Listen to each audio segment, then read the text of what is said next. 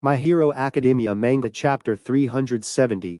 Spoilers. The chapter begins with a glimpse of Spinner's past, where the people of his town abused and bullied him, which caused him to isolate himself. At present, it appears that AFO has sent Spinner, accompanied by XPLA members, and several civilians who follow him, to retrieve Korojiri. There are about 15,000 villains at the scene, a majority of them are mutants, facing only 200 heroes. Present Mix Loudout Shout is blocked, and he is attacked by a shark mutant.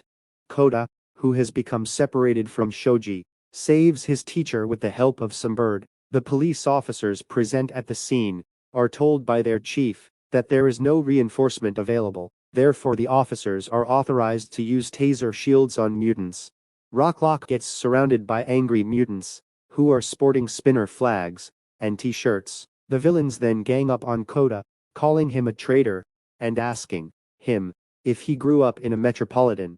One of the PLF generals gives a speech from a rooftop, which mostly disvalues court counseling and mentions two instances of mutant massacres, Incident 66, and the Great Purge of Yeda. Nothing has changed as the current system does not teach anyone to accept differences, and the heroes are of no help. The general concludes his speech by hailing Spinner as their savior. Spinner, however, seems to be unaware of his surroundings, thinking only of all for one and power. His next attack is blocked by Shoji, who is reminded of how he was persecuted in his hometown. The boy notes that, unlike the heroes who prioritized the safety of the patients in the previous war, this army of villains spared no concerns for them. Struggling through a flashback of his troubled past, Shoji warns the villains of the consequences of their actions. The last panel of chapter 370 reveals Shoji's face.